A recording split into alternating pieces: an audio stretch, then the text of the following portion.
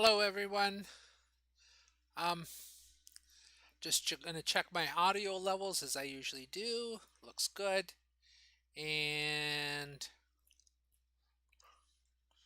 hmm, I'm not sure if there's really zero people on the stream here. Um, if there's anyone on the stream, do you want to just go ahead and confirm?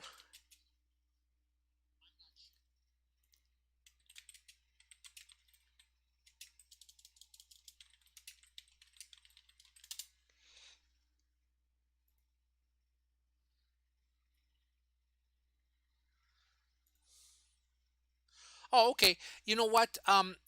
This has happened. Thanks, guys. This has happened before where um, it, it it does. It sometimes says zero and then sometimes jumps around. It's just not a very accurate way of uh, YouTube is not very accurate with that number.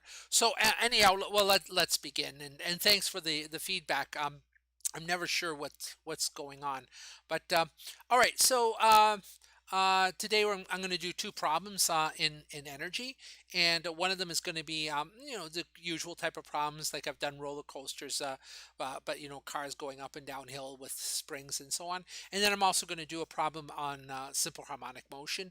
We've studied simple harmonic motion before, but only its kinematics. Now we've actually studied it in the context of its energy. Okay, so we'll do those two problems. This will be on the test along with our stuff on Newton's laws, and also the Newtonian mechanics applied to planetary motion. Okay, which is a bit of a short section, but that'll also be on there too. So we'll have another live stream on Tuesday, and I haven't written the test yet. I'll write that over the weekend. I'll give you some more details on Tuesday, what's on the test and so on. And we'll probably emphasize more Newton's laws on Tuesday because we will have just done energy. Okay, so well, let's begin. And so my first question is: I have a cart of mass 150 kilograms, and it's placed at rest against a large spring with spring constant 17 kilonewtons per meter. Okay, now kilonewtons is not MKS, newtons is MKS, so this is equivalent to 17,000 newtons per meter. Okay, so that's its spring constant. And the spring is compressed, okay, a distance 1.5 meters, and then it's going to be released. Of course, when it releases, it springs forward, and it's going to push the cart forward, okay? And then the cart's going to travel some distance along a flat hilltop, and that's my point B, and then it's going to go downhill to ground level, and it's going to drop a vertical distance of 15 meters, okay?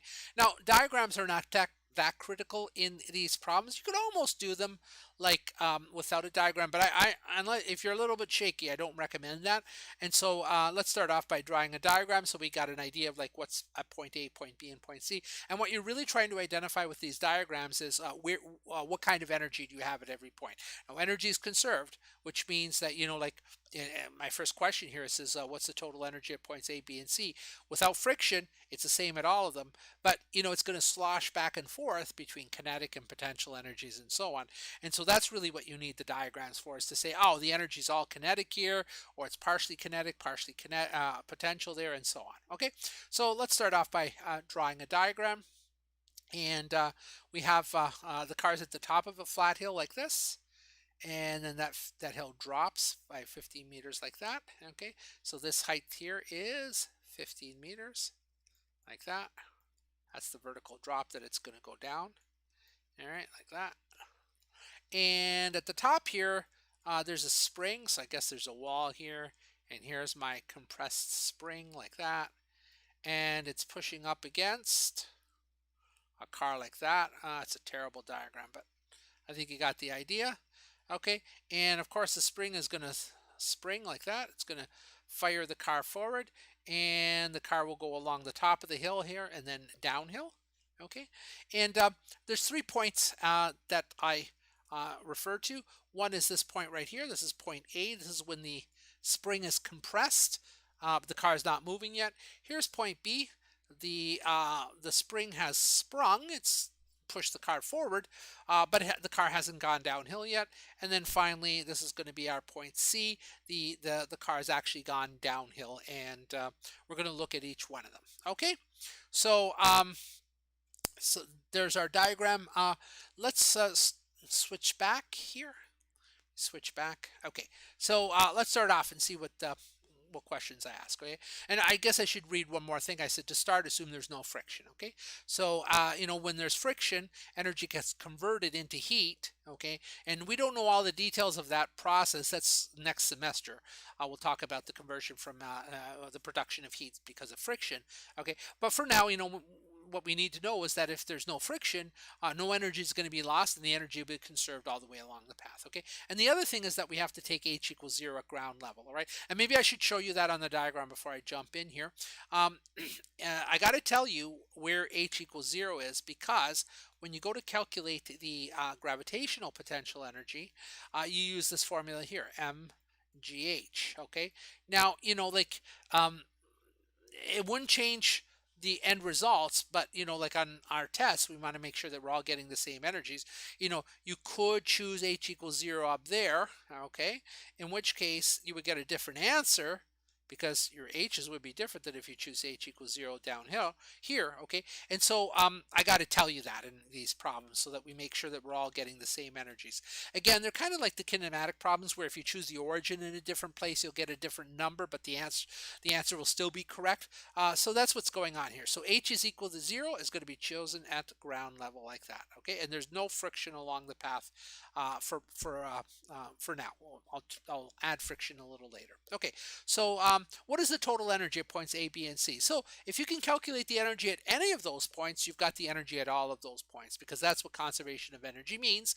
It means once you got it at one point, well, it's the same energy at the next point, at the next point, at the next point, and everywhere along the path. Okay, and so how do you calculate that? Well, I'm going to cut and paste, and hopefully I'm not going to go too fast. I like cutting and pasting because I tend not to make mistakes in typing, and so I don't want to waste your time. But at the same time, if you're taking notes, I don't want to go too fast. So just tell me in the chat if I go too fast. But basically, this is your conservation of energy right there. Okay, so the energy is made up of 2 pieces: a kinetic energy piece and a potential energy piece. Okay, and the kinetic energy piece is because the object is moving. So whatever the object is, if it's moving, if it's got any velocity whatsoever, it's got kinetic energy.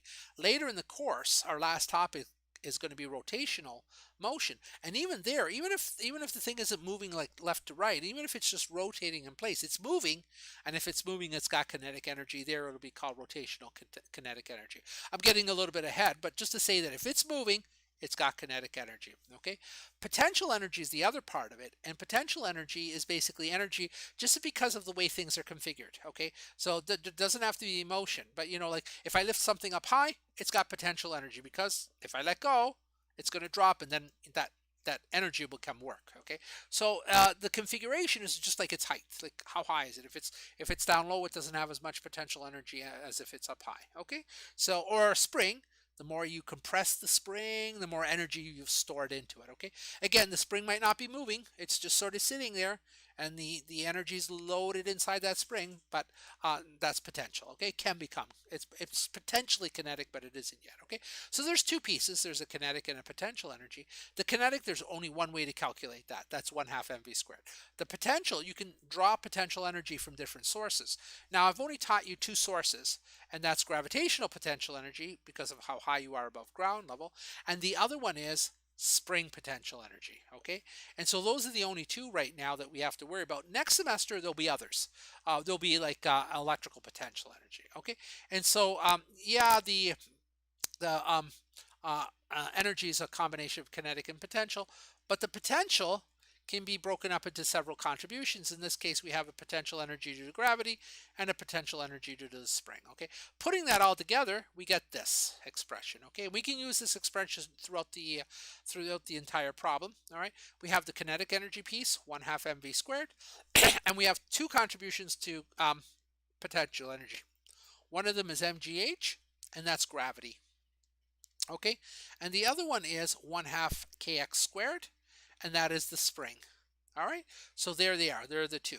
Now, um, to figure out how much is in each one of them, maybe it's good to look at the diagram again and to see what's going on. All right, so if we go back to this diagram right here, okay, you say, well, there were three terms in there. Okay, so what's going on here? Well, if you read the problem, I said it starts off with the car at rest. It's squished.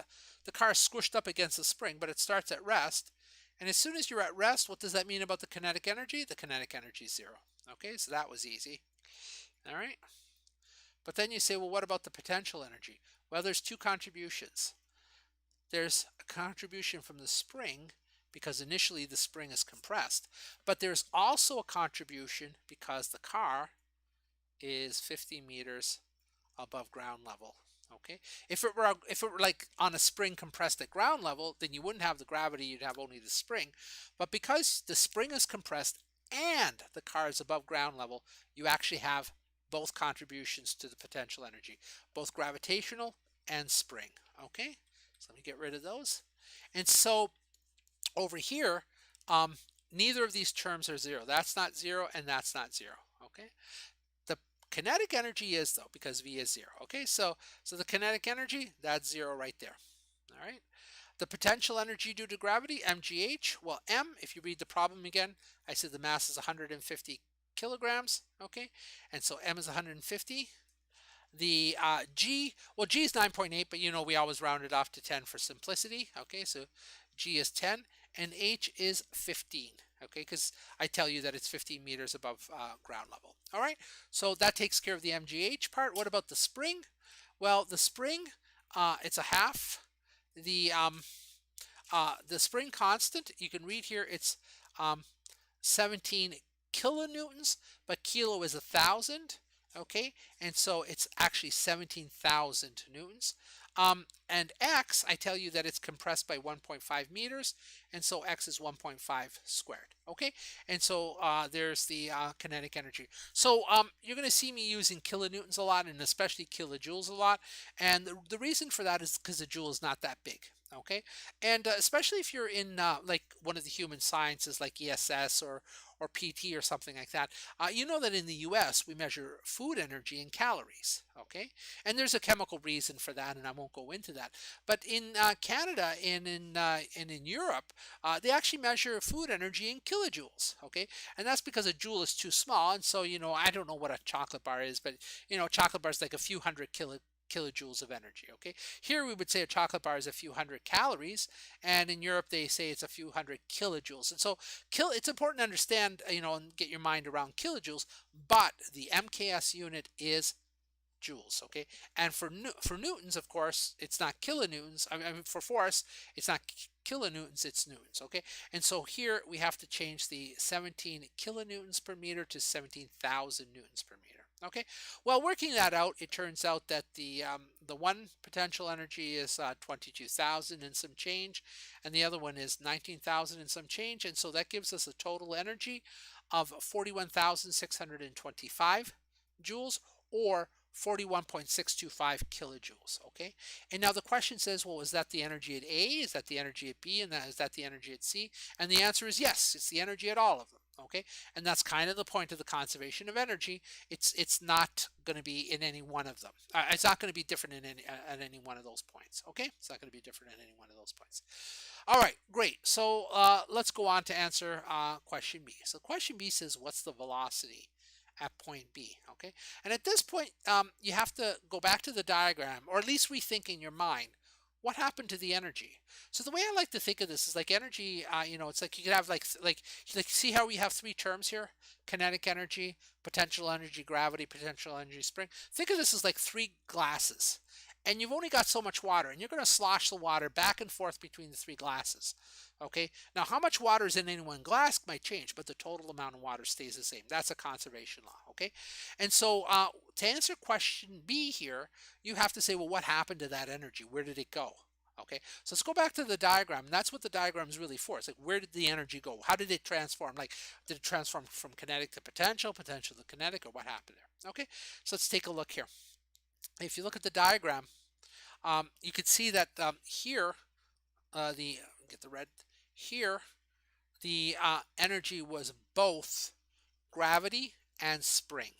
Okay, but by the time you get to B, what's happened is the spring has sprung its energy, and so there's no more energy in the spring. So the spring is out of the question. You could set x equals 0 in the 1/2 kx squared, and the spring energy is 0. Okay. Now there's still a potential energy due to gravity. Why? Well, because you're still 15 meters above the ground. Okay. It's not like,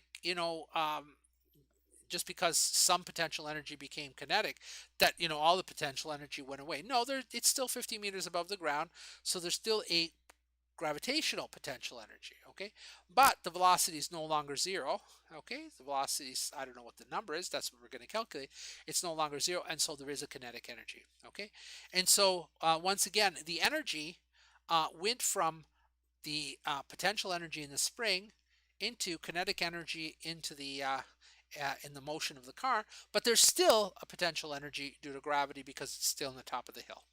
Okay, so let's switch back to my other screen here. And so how do you do that? Well, your starting point can be the same. Like, all through the problem, you could still start with the same formula, but now the contribution from each of the terms to the total has changed. In other words, you could still start with that right there. Okay, so that's basically conservation of energy applied to this particular situation. But now the spring has sprung, so to speak. So x is equal to 0. In other words, the spring is no longer compressed. I mean, it was compressed 1.5 meters in that energy, but now it's sprung, it's given up its energy to the car, and so x is equal to 0. Okay, now if you have x equals 0, what does that mean? Well, that means that this term right here, the potential energy due to the spring, it's gone. It's equal to 0. We're still at the top of the hill though, and so here you've got h is equal to 15 meters, so the mgh over here, that's still not 0, so that doesn't go away. Okay, and so the formula now reduces to this. Okay, so what is that? Well, there's the kinetic energy, and there's only potential energy due to gravity, no potential energy due to the spring. Okay, so the spring is out of the picture. Well, now what? What do we put in for E? Well, remember my first question was, what's the energy at all those points? So whatever energy we calculated at A, it's the same energy at B. Total energy. Okay, and so the energy we got at A was at 41,625 joules. So for E here, we can put in the same number. Okay, and then for the 1/2 mv squared, they're like that. Well, we don't know V, and so we have to leave that alone. But we know that the mass is 150 kilograms. Okay, so for m we can put in 150 kilograms, and of course a half is zero point 0.5. Okay, so that's as far as we can go with that. But after all, we are trying to solve for the velocity. So there's the velocity right there, and then the mgh, nothing changed from part A or from point A. So it's still 150 kilograms. It's still 10 meters per second squared, and it's still at a height of 15 meters above ground level. Okay, well, the rest of this is just, reducing it. So, I mean, I guess that's the exact same statement, isn't it? I don't know why I have it there twice. Okay, so there it is, reduced a little bit more, and then, just solving for V. I mean, I'm not going to go through the details. I'm sure you know how to do that. You get that V is equal to 15.96872 meters per second, or rounding it off, it's like 16 meters per second. Okay, so at point B, we're going at 16 meters per second. All right, so let me see if there's any questions in the chat at this point. Oh, looks good. All right, and you know what, the YouTube was saying 0 and now it's saying 3. Yeah, it's bounced. The number's bouncing all over the place. I can't trust it. Okay, so all right, fine. So now the question is, what's the velocity at point C? Okay, so keep that 16 in mind. Okay, over here, we now know that at the top here, like right there at point B, it's going to be 16 meters per second. Okay. Well, we don't know what it's going to be at C yet. We're going to calculate that, but we know it has to be bigger than 16. Okay, so keep that in mind, because that's going to be one of our checks. All right, it has to be bigger because it went downhill, and as it goes downhill, it's going to speed up. Okay, but there's something else that we can say at point C. Yeah, it can ask, well, is there any spring potential energy? That's the 1/2 kx squared. Well, that's kind of silly. It's kind of obvious that there isn't, because why? Well, because the spring is out of the picture. Okay, and the next thing you can say, well, is there gravitational potential energy there? And the answer is no, there isn't any. Because why? Well, because now you're at ground level. Okay, so that's equal to 0. And so the only energy down here at the bottom is going to be kinetic, 1/2 mv squared. Okay, and so same amount of energy at point A, B, and C, same amount of total energy, but now it's all gone into kinetic energy. Okay, so back here, let me cut and paste the solution. All right. Okay. So once again, you can start with the full formula there with all three pieces, but you realize very quickly that x is equal to 0. So guess what? This piece here is 0. Okay. The card is now at ground level. So guess what? H is equal to 0. So that piece is 0. So the only remaining piece is that one. And V is not 0. In fact, we know that V has to be bigger than 16. So V is not 0. And so all of the energy has now become kinetic energy. Okay, so this is that metaphor that I had earlier of the energy sloshing back and forth between the different types of energy. So it could have been gravitational potential energy, spring potential energy, kinetic energy. It can slosh back and forth, but if you add it all up, it's always going to remain the same. Okay, and so the same in this case is 41,625 joules, and that's got to equal 1/2 mv squared because it's all kinetic. And so we have 0.5 multiplied by mass, which is 150, times V. Solving for V, you get that V is equal to 23.55844 meters per second, rounds off to 23.6 meters per second. Okay, and that is bigger than the 16. So that's what we expected. We expected it to speed up. So I mean, I guess I can write that into the diagram here. If I go back to the diagram here, I now know that my velocity down here is going to be 23.6 meters per second. Okay, so there you go. And as you expect, you go downhill, you're going to speed up as you go downhill. All right.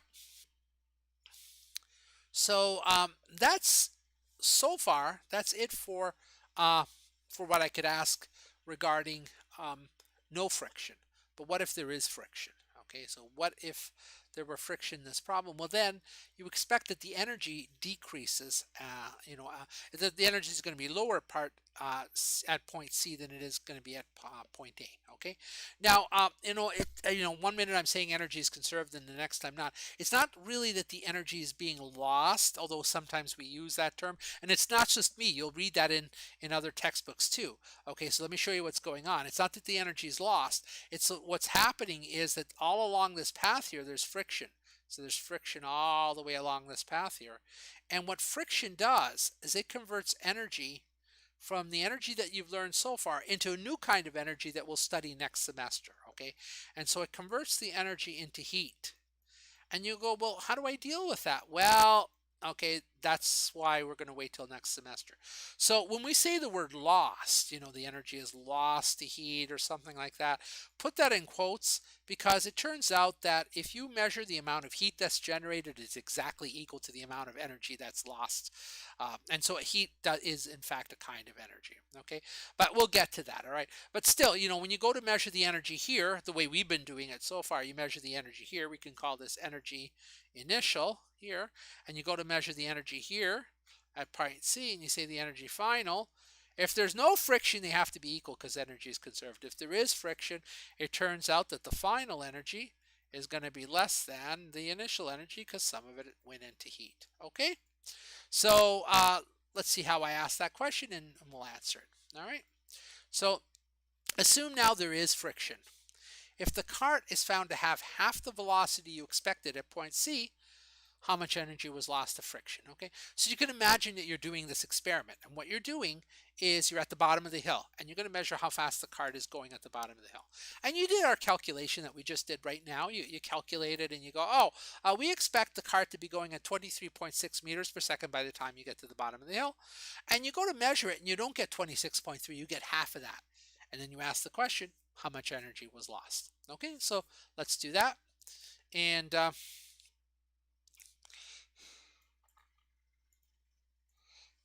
me cut and paste that one. All right.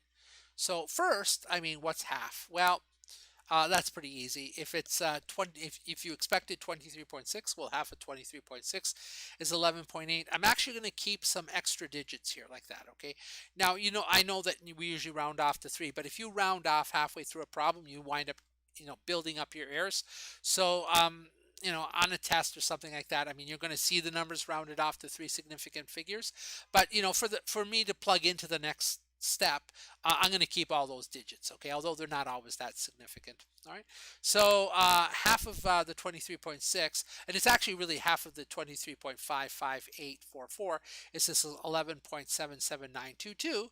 Okay, so we're going to plug that into our equation for the energy here like that. Now the energy, you can't say it's that 46,000 anymore, okay, because it's going to be less. All right, but you can say that the energy is all going to be kinetic, because at point C, there's no potential energy due to gravity. There's no potential energy due to the spring. All of the energy must be kinetic. It's going to be less than before, but it's all going to be kinetic. And that's what this is saying right here. Okay. So don't make the mistake of saying, oh, I know what the energy is. It's 46,000. No, because now the energy has decreased due to the friction, due to the loss to heat. Okay. And so we're going to calculate it again. In fact, that's what I've asked, how much energy is lost. So we're going to recalculate the energy. All right. So it's 1/2 mv squared because it's all kinetic. And so we're going to go E is equal to 0.5 times the mass, 150, times the velocity, or half the velocity from the previous one. The velocity in this case is going to be 11.77922 squared, and that turns out to be 10,406 joules, or 10 kilojoules. So we went from 41 kilojoules, 41.6 kilojoules, and now we're only finding 10.4 kilojoules. What happened? Well, that extra 30 or so kilojoules, that became heat. Okay, and if you went there and you measured heat, which I'll show you how to do next semester, you would see that, yeah, that's where the 30 kilojoules of heat went. Okay, so how do you calculate the energy loss? Well, it's the change in energy. Okay, whatever that change in energy is, that's the energy that was lost to heat. All right, and so delta E, how do you calculate a change in a quantity? It's always the final minus the initial. Well, the final energy is now going to be only 10,406 joules. Your initial energy, which we calculated above, is 41,625 joule, and the difference is a loss of negative, a loss of 31,219 joules. Okay, so that answers the question, how much energy was lost? And the answer is 31,219. And the negative comes in because the energy is going down. It's being lost. The heat is going up, the energy is going down. All right. Okay. So now what? Well, next question is, if the car traveled a full distance of 500 meters, I'll show you what that full distance is in just a second. What is the average force due to friction along the path? So if you watch my pre-recorded lectures, okay, you'll see that I went into this work energy theorem, and you go, geez, this was like very abstract. Why did you even introduce work? Like, where did I need work? Well, there's a more general way of understanding the relationship between force and energy, and that is the work energy theorem. So for the previous part of the problem, you didn't have to know that there was any kind of a relationship between energy and force, but there is. And that relationship is work, okay? And work you can think of as kind of like, it's not so much energy, it's energy transfer. So when you do work on something, it means energy goes from one kind to another, okay? So it's kind of like the sloshing. It's not the energy in the glasses, but it's actual sloshing, or the transfer of the energy from one kind to the other, okay? So whenever there's a force, there's going to be a transfer of energy, all right? And so that's what that work energy theorem was about. And the definition of work, okay, which you do need to know, is going to be force times the distance times the cosine of the angle between the two, okay? Now, here I'm only doing it for friction, but let me show you how that works out for friction. It's pretty easy, but let's do it. Okay, so here it is for friction. The work due to friction, that's that WF there, so work due to friction, is equal to the force of friction times the distance over which it acted. And the negative sign is because the work is negative. It makes the energy go down, okay? So why is that? How does that come out of the definition of work? So work is force times distance times the cosine of the angle between the two. So if the force is in one direction and trying to do, here we go. So if the force is in one direction and the displacement is in another direction, there's an angle between the two, okay, and that's theta. So it's actually FD cosine theta, all right? But when you've got friction, the force is one way and the displacement is the other way. So if it's moving this way, the force of friction is in the opposite direction. Okay, so displacement this way, force of friction that way, and that means that the angle between the two is 180 degrees. 180 degrees, cosine of 180 degrees is negative. That's where you get that negative sign. Okay, so I did go through that in the pre-recorded lecture, but just so you know where that formula came from, the work due to friction is always going to be negative the force of friction times the distance. That's what connects forces to energies. Okay, so now what do? Well, the work due to friction, okay, that is the energy loss. Okay, that is right. It's the transfer. It's the delta E. That delta E is the work, and so that's the negative 31,219. And so for WF, you just put in negative 31,219. Great. Okay, negative. All right. Force of friction. Well, that's what we're solving for. Okay, and the distance along the path, I said it's 500 meters. All right, and then if you just work this out, it turns out to be 62.4 newtons. Okay, but what is this 500 meters? Like, how do you see that? Well, let's switch back here, and it's that red squiggly line along here. Let me do it again here. It's basically this red squiggly line along here. Okay. So yeah, it might have dropped 15 meters, but if you were to like measure, and it could be curved, and it is curved in this case, okay? But if you were to measure the total distance the car traveled all the way along the path, okay, all the way along the path, and all the way along the path on which friction acted, and you find that total distance is 500 meters, okay? That's your D. That's D, okay? So that's where I got the D right here, 500 meters. And of course, dividing both sides by the 500 meters, you get 62.4 newtons. And on average, this is kind of crude, okay? Like the friction could could be higher, could be lower. But on average, the friction is going to be 62.4 newtons, so that, when you multiply it all out, you get the 31,000 joules lost to energy. Okay, so let me take a look here in the chat. Let me ask, are there any questions? Because if they're not, we're kind of done with this problem here, and I'll go on to the simple harmonic oscillator. Okay. Now, actually, I do want to show you that there are lots of different variations on this. So actually, before I go down to the simple harmonic oscillator, if there's no questions on this, let me show you a variation. Okay, which is kind of an interesting variation, one that you might not have thought of, but no, I'll show it to you.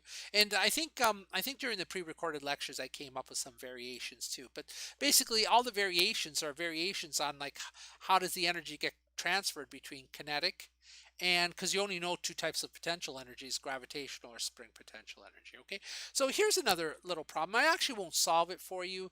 I'll just sort of set it up and talk you through it. Okay, I'm not going to give you any numbers, but imagine that you have like here's ground level here, and you have a spring like this. Okay, and here's like, oops, that didn't go so well. All right, like this. And then here's a little platform at the top of the spring like that. Okay, and then on top of my platform, maybe I'm going to put a mass here like this, a mass M like that. Okay, and this isn't moving yet, but I've compressed the spring a distance x like this. Okay, so imagine there's this mass sitting on the top of the spring like that, and it's just sitting there, and then I release it, and of course, what's the spring going to do? It's going to push the mass up into the air like that. It's going to go up a distance h. And of course, the mass isn't going to go up forever. It's going to go up to a maximum height here like this. All right, so there's my mass up there. And then it stops, and of course it comes back down, okay? And I want to know how high does it go, all right? So like what's h? How high does it go? All right. Now I'm not giving you any numbers, but let me just talk you through it. All right. Let me just talk you through how this would go. So I do give you X, but I don't give you, and I give you M, but I don't give you anything else. Well, let's think about this here. Okay, you could actually call that like point A. Okay, when it's down there, and you just go through all the energies. You say, okay, well, does it have any kinetic energy? That's 1/2 mv squared. Okay. Well, does it? Well, what's the velocity at the bottom there? Well, v is equal to 0, right? Because it's not moving down there. I don't know why I'm writing on a slant, but I am. Okay, so the velocity is 0 there, and so it doesn't have any kinetic energy, right? The spring is just like kind of loaded. It's a loaded spring ready to fire the mass up into the air, but it isn't yet. I haven't released the trigger, and so the mass is just sitting there, not moving. Velocity is 0. Okay, and let's choose ground level. I mean, you could choose ground level anywhere, but let's choose ground level right here. That's your h equals 0. So guess what? The mass, or I guess actually better yet, here's ground level, right where the mass is sitting, right there. Okay, so the mass is sitting at ground level. H is equal to 0, right? And so I say to you, okay, well, what's mgh? Is there any gravitational potential energy? And the answer is no, because h is 0. Okay, so there's no kinetic energy, there's no gravitational potential energy. But what about the spring, 1/2 kx squared? Is there any spring kinetic energy? And the answer is yes, because x is not 0. Okay, so x is some number. I didn't give it to you. We're not going to solve this, but I guess I'd have to give you k as well. Okay, but if I give you k and I give you x, you know how much energy this thing has to start with. All right, and then you say you want to calculate it. You say, well, okay, what's the energy up here? Well, guess what? The velocity is 0 there. So there is no kinetic energy. All right. The spring, it's now no longer compressed. So here x is equal to 0. And you say, well, then there's no kinetic energy, there's no spring potential energy. All of the energy must be mgh. Okay?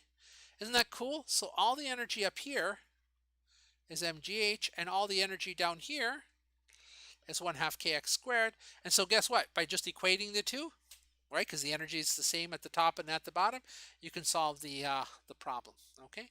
Now think about how easy that is. But if you're like halfway up here, like I don't know, suppose you're in there, well then you could say, well, you know what? There's some velocity, and so the kinetic energy is not 0.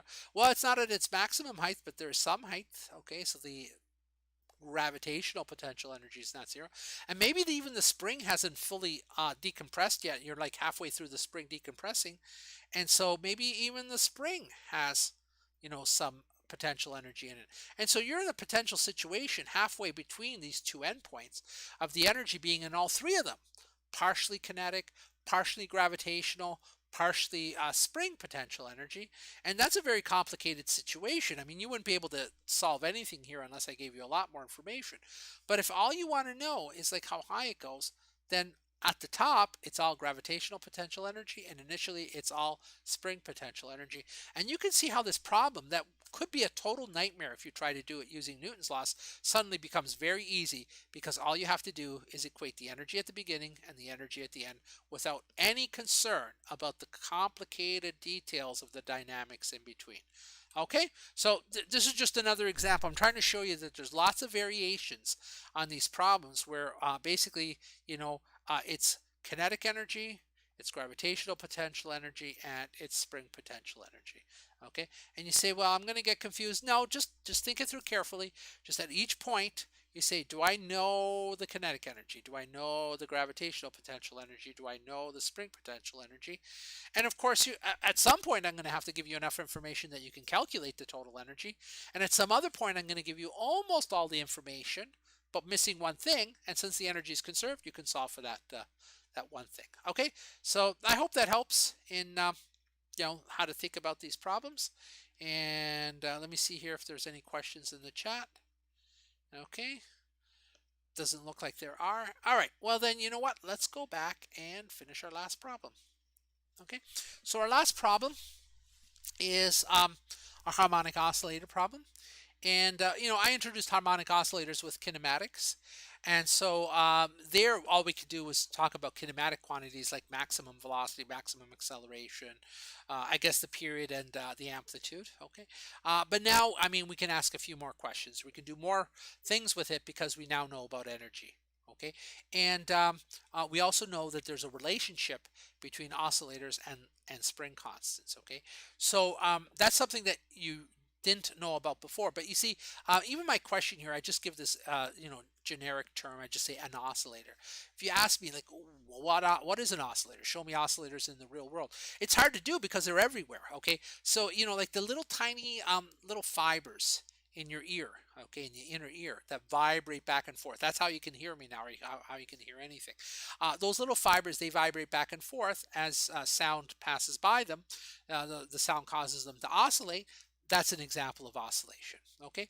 But it could go from something as small as those little fibers to something as big as a skyscraper. Because a skyscraper, I know they're very rigid, but they swing back and forth, okay? They swing back and forth. Anyone that's been on top of a really tall building gets a little bit freaked out about the fact that they feel that, nah, I think something's moving here. And it is. It's oscillating back and forth, okay?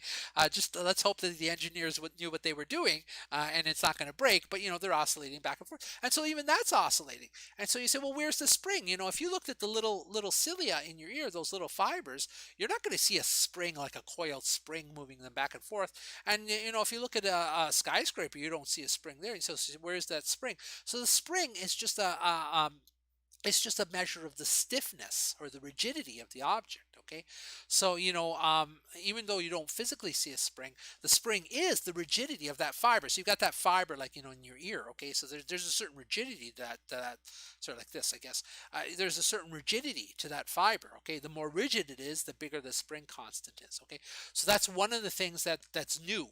Above the kinematics, and that is that there's a restoring force, and that restoring force is basically related to the rigidity, and the rigidity is the spring constant. We call it a spring constant because you measure it with springs, but the spring constant applies to a lot more than springs, which is a typical way in which physicists will just abstract things away. But I mean, if you want, maybe you could call it the rigidity constant or something like that. That might be a better way to think about it.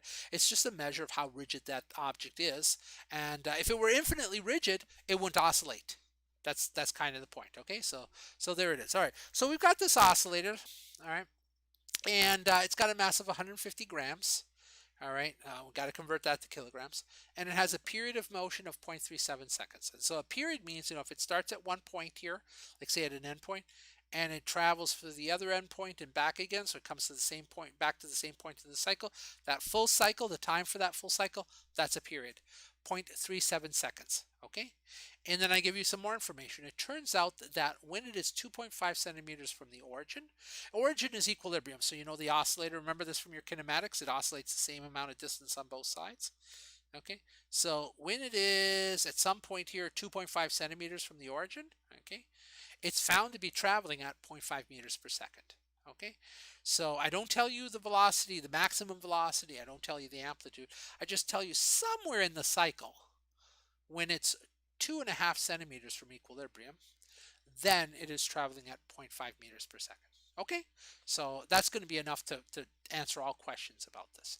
All right, so let's start off. What's the angular frequency? Okay, so the period is what you would measure in the lab, but that angular frequency, which is given the symbol omega, that comes up in all the equations. Okay, so even if I don't ask for omega explicitly, you're probably going to wind up having to use it. All right, and so the relationship between omega and um, uh, the angular frequency and the period is very simple. It's just a reciprocal relationship with a 2 pi in there. And there it is. Okay. So basically omega, and that symbol omega looks like a W, right? But it's pronounced omega. It's the last letter of the Greek alphabet. That's a symbol for angular frequency. Okay. So the angular frequency is equal to 2 pi divided by the period. All right. Well, it's just a matter of plugging in. 2 times 3.14 divided by 0.37 seconds, okay? And that's going to give us a angular frequency of 17 hertz. And hertz, just remember, that's like per seconds, okay? So it's 17 per second. Okay, well, that answers that question.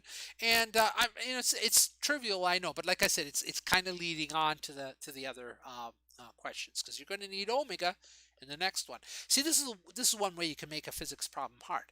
What you do is, I just don't tell you to calculate omega. I go straight from this information to the spring constant. You go, wow, how do I get the spring constant out of this information? And you get all confused and you're thinking there, and then you realize, oh, if I had omega, then I could get it. And that's right, because there's a relationship between the spring constant, the mass, and omega, the angular frequency. Okay, so just angular frequency, spring constant, and mass, they're related. What's the formula? Well, here it is.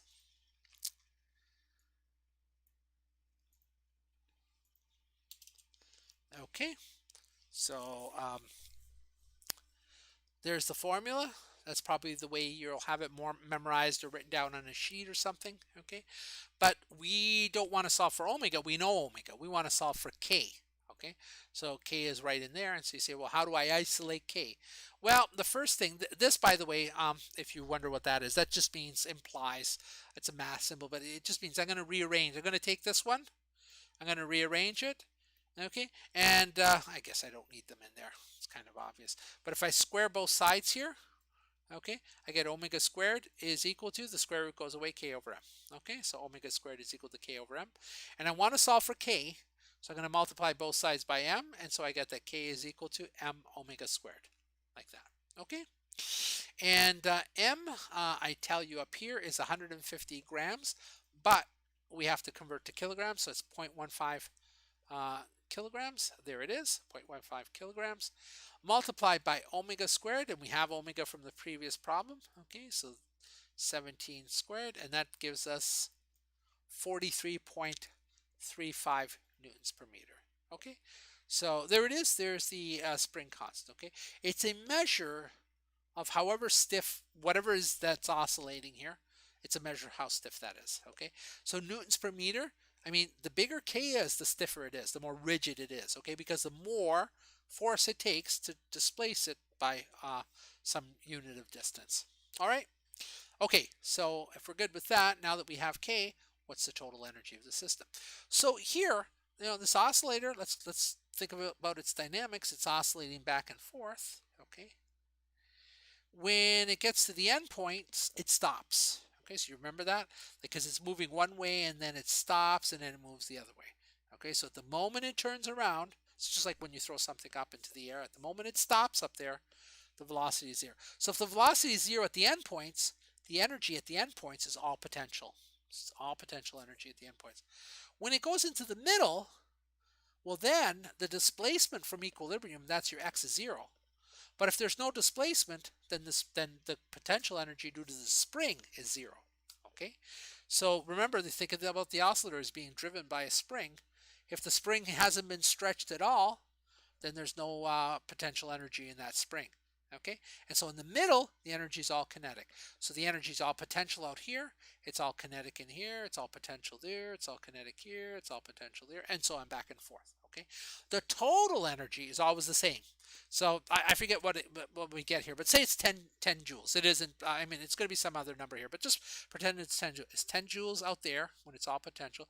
It's 10 joules when it's all in the middle, all kinetic. Okay, and it's 10 joules out here, and it's 10 joules at every point in the path. Every single point in the path, it's 10 joules. Okay, so if you can calculate the energy anywhere along the path, you've got the energy everywhere along the path. Okay, that's the idea of a conservation law. So okay, say it one more time. So if you can calculate, if I give you enough information to calculate it anywhere, you've got it everywhere. All right, and so I did. That's what this information is right here.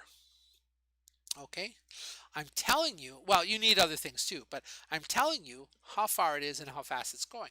How far it is, that's your x, that's going to give you the potential energy. How fast it's going, that's your v, that's going to give you the kinetic energy. The sum of the two will give you the total energy. Okay, well, enough theory there, let's actually do it. So here's the formula. Like that. Okay, so generic, that's just a generic statement. Energy is made up, total energy is made up of kinetic and potential. The kinetic energy piece is always calculated the same, no matter what the situation. It's always 1/2 mv squared. Okay, like that. And here we have an oscillator, and this oscillator, remember, whenever you hear oscillator, think spring. Okay, and what's the potential energy due to a spring? This potential energy due to a spring is the potential energy of the oscillator. It's 1/2 kx squared. Okay, so that's how you calculate that potential energy. Did I give you enough information? Yeah. With the other stuff, yeah, I did. So over here, 1/2 mv squared, so we got a half, that's the 0.5. The m, well, the m I told you was 150 grams, but remember, we got to work in MKS, so it's kilograms divided by 1,000, so it's 0.15 kilograms. Okay, and the velocity at this particular point in the cycle is 0.5 meters per second, and I gave you that information right there. So the velocity was 0.5 meters per second. Okay, now that's going to change, right? I mean, like the oscillator is moving back and forth, so the velocity is changing all the time, x is changing all the time, but at that particular instant, it's like you take a snapshot, and at that particular instance, the velocity is 0.5 meters per second. Okay, great. So we've got enough information to calculate the kinetic energy. What about the potential? Well, 1/2, great. K, we got that in the previous question. Okay, so that was the 43.35. Okay, and then what about x? Well, x is how far the oscillator is from equilibrium, and I told you that it was at that instant 2.5 centimeters, 2.5 centimeters.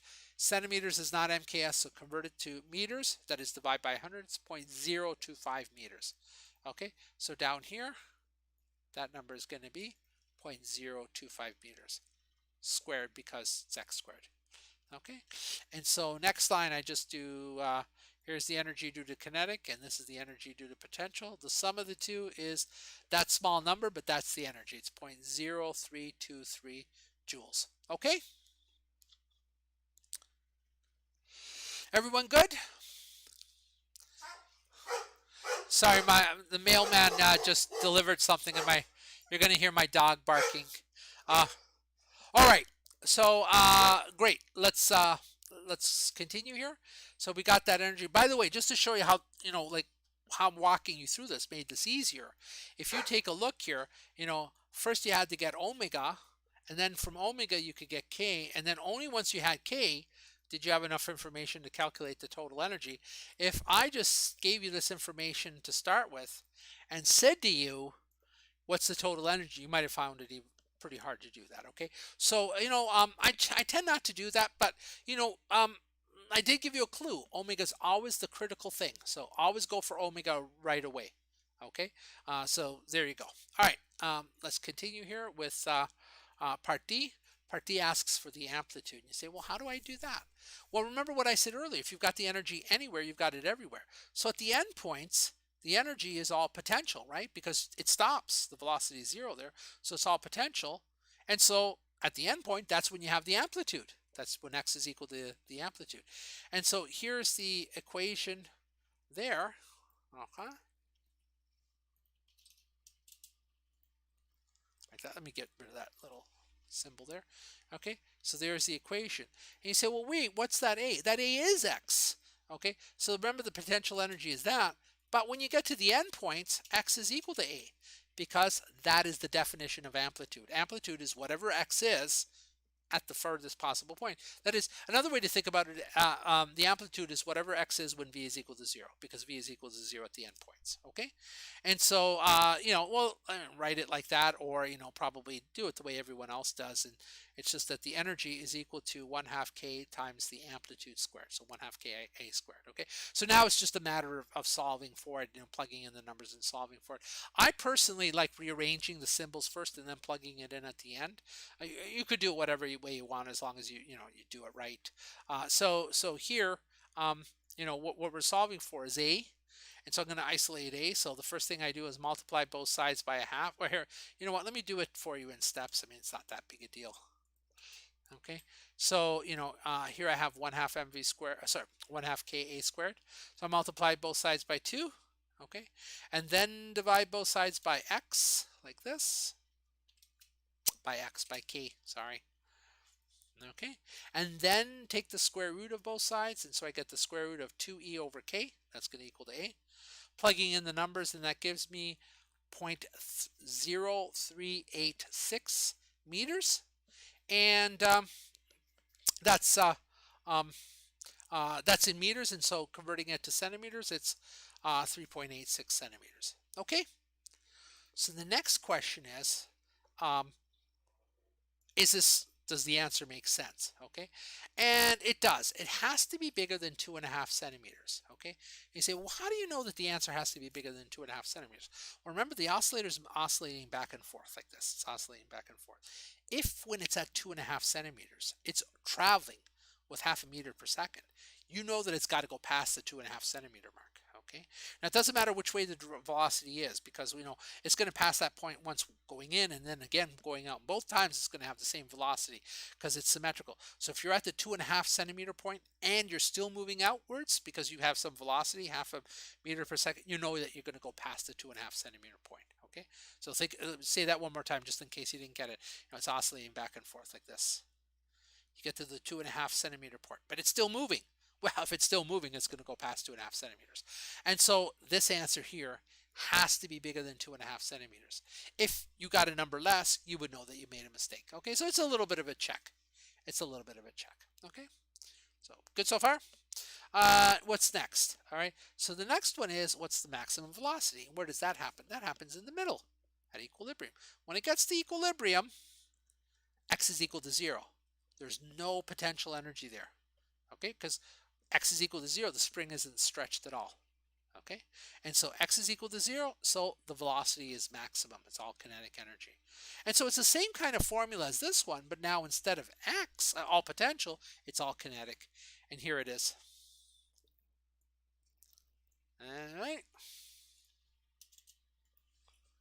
There you go. You say, what happened to the 1/2 kx squared? Well, it's gone because x is equal to 0. And instead of v, I wrote v max. Why? Because it's maximum velocity. You're not going to get a bigger velocity than that at equilibrium. Than at equilibrium. Okay, so now what? Well, we know the energy, we know the mass, we want to solve for V max. So like I did before, I just isolated V max, okay? And the way I do that is, I think you know how to do this, but here, let me just,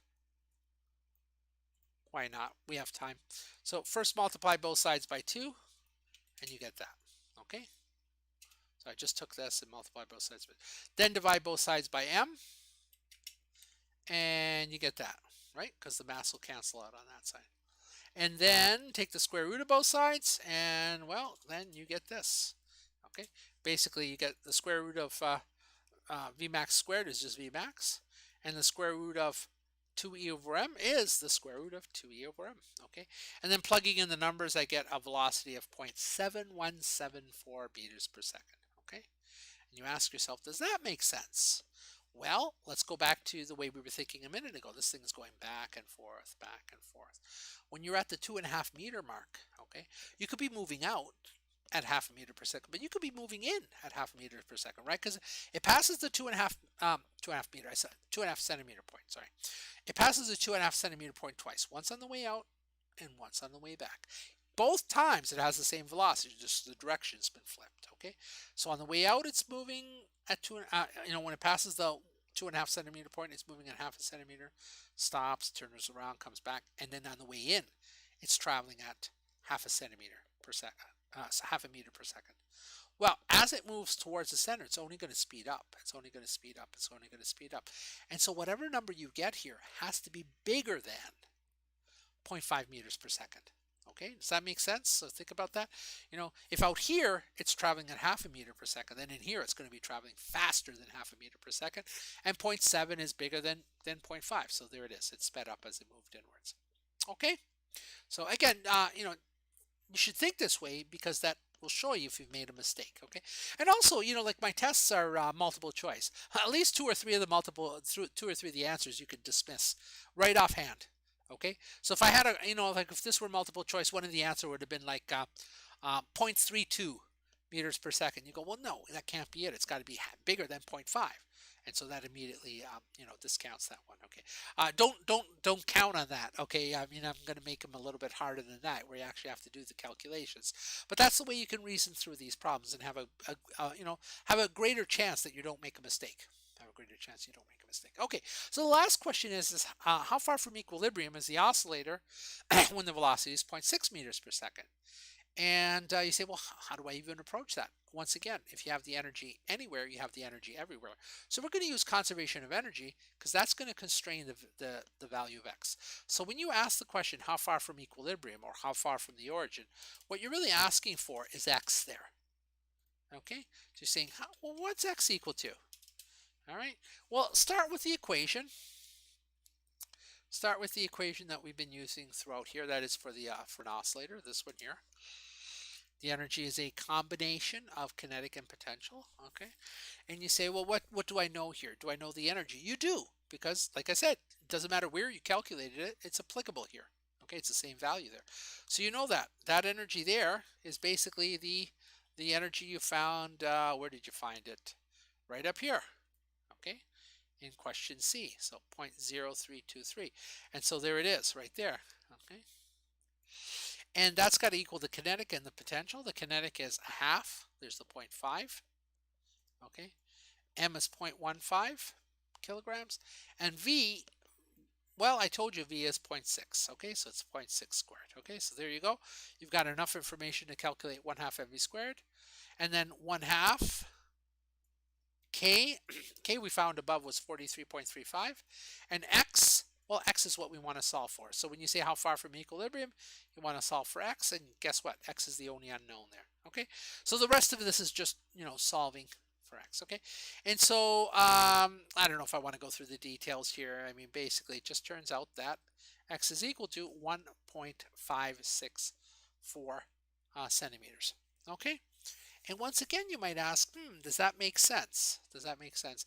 It is the correct answer. Let me show you that it does make sense. Okay, I'll give you just a second in case you're writing this down.